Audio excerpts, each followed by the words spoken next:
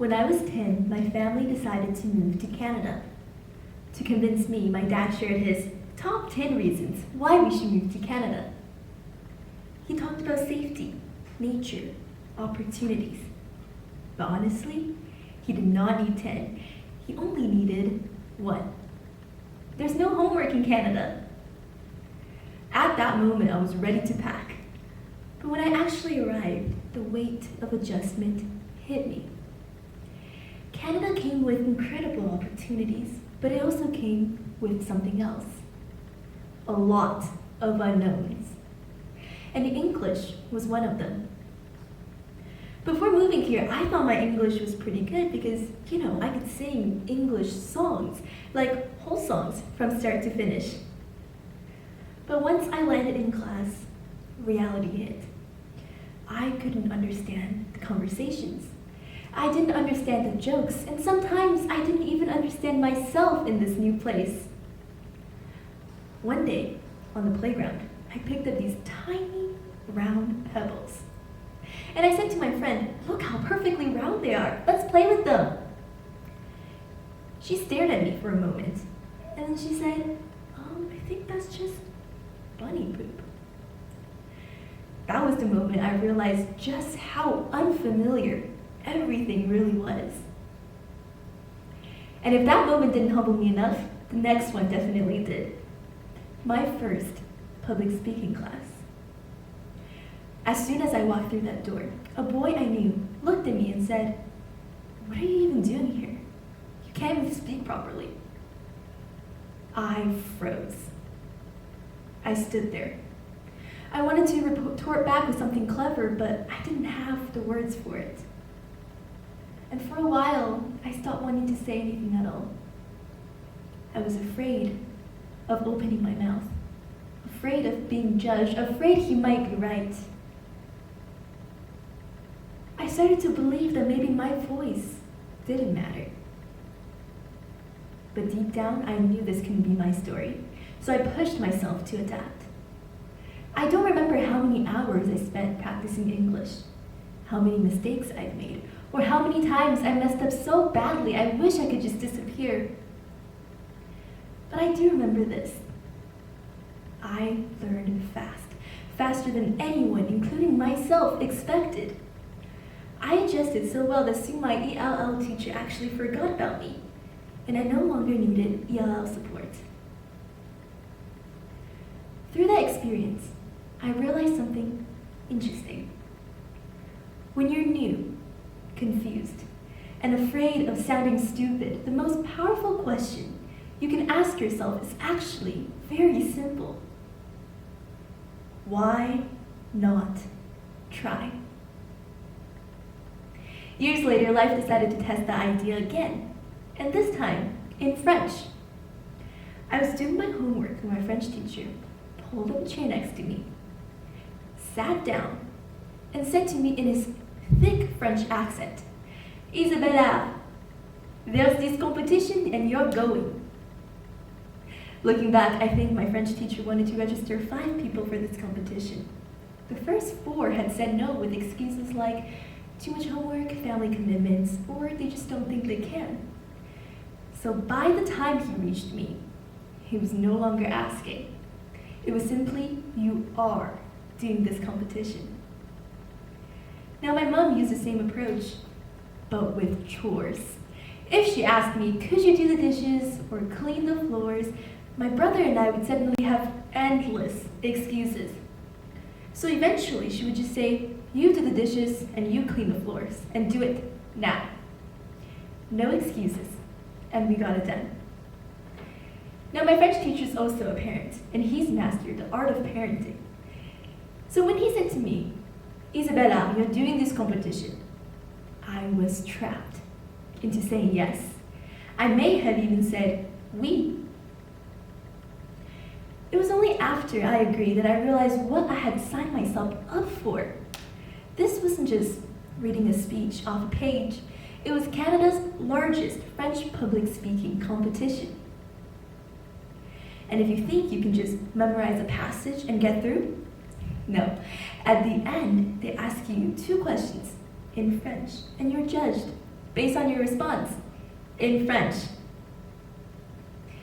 During preparation, I thought about quitting. The memories of struggling with English, being made fun of for my accent, and never wanting to speak again, all flashed back through my head. And I thought to myself, wow, another language. I was terrified. But I had already said yes, so I knew I had to give it my best. I spent that entire spring break listening to the horrible, weird-toned Google Translate voice.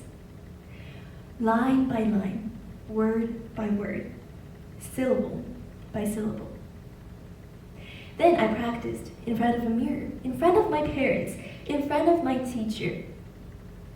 Speaking a language I wasn't confident in felt completely unnatural. And on the day of the competition, I still didn't feel ready, but I showed up anyway. And guess what? I won the district competition. And my teacher was even happier than I was. He was ecstatic. Isabella, I knew you could do it. Good, because you're only here to win. That's not at all how he promised me in the beginning when he said, just go try it, no pressure. I thought it was all over, but little did I know, first place had to go to provincials. I didn't want to let my teacher down, so I practiced more than ever. Same process, again and again, trial, error, and feedback. On the day of provincials, I walked into a huge venue packed with students, teachers, parents, and organizers.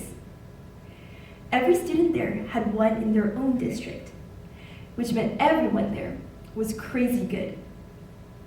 And to make things worse, I was placed in a grade 9 to 10 category, which meant as a grade 9 student at the time, I was competing against older, more experienced competitors. I stood there and I looked around. My palms became clammy, almost dripping in sweat. And I thought to myself, what am I doing here? Despite that, I still won. And at the time, everyone told me, you're so lucky. Well, not everyone. Some people even put it a little bit differently. You're just lucky, they said. Your category was way too easy, your competitors were weak. Now, I didn't agree with them. For all of us not in French immersion, just standing there on that stage and competing in our second or even third language was already an accomplishment. And honestly, I was way too happy to even care about what they thought. I just kept going. After that, I went on to win provincials twice more. And last year, I became the national champion in the core French category. And throughout that process, I realized something important. Those negative voices, gone, just like that. Why? Because when you keep moving forward, when you keep proving yourself, your inner voice becomes stronger and you start to think, I deserve this. I've got this. By then you can't even hear those negative voices anymore. Up until this point, I had always been the one being pushed. Pushed by my dad to Canada. Pushed by my teacher onto that competition stage. But as my mindset shifted, I became the one searching for those opportunities and going into the unknown myself. 2 years ago, I overheard 2 students talking about starting a club at my school. A business-related club for girls to bridge the gender gap in business.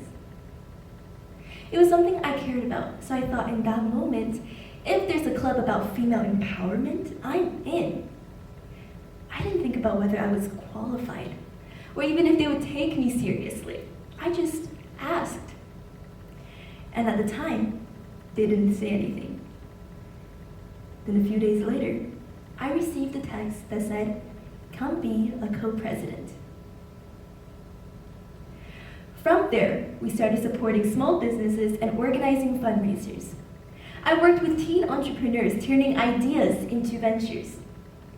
And I watched girls walk in shy and unsure, then slowly become more confident once someone gives them a space to try. Through my work, I was invited to become an intern at the Empower Girls Vancouver headquarters. That became an even greater platform to help more people. And today, I serve as the chair of Girls Vancouver. Our programs now reach hundreds of girls every year. Through workshops, internships, mentorships, and walk-into business programs, we help young women step into opportunities they might have never dreamed for themselves. All because one day, I dared to ask, can I join? That small moment stepping into the unknown opened doors I never knew were possible. None of it was predictable. Every step came from the same mindset that carried me from my home country to that first classroom, to the French competition stage, to leadership. Why not try? Which brings me back to something I've learned again and again. Opportunities are whispers, quiet, brief, easy to miss. Whether they become something meaningful depends on one thing only: whether you step into them. Because growth doesn't happen in certainty. It happens in fear, in discomfort, in the unknown. And fear and self-doubt are completely natural, especially when you're accomplishing something great. I remember standing backstage before one of my competitions, watching the other competitors practice, hearing their speeches, seeing how good everyone was. I was petrified. And my mom was there too, and she hugged me again and again. And I told her, I'm not even nervous, Mom. She smiled and squeezed my hands full of sweat. She knew I was lying. My hands are always clammy when I'm nervous. In fact, they're sweating right now. When you want to do something, do it. Whether it's your dream school, an audition, tryouts for a team, or even getting the number of the person you like, just do it. More often than not, things work out. And even if they don't, you still grow. Because the best things in life rarely comes from staying safe. They come from stepping forward, even when the fear is still there. So here's my challenge to you.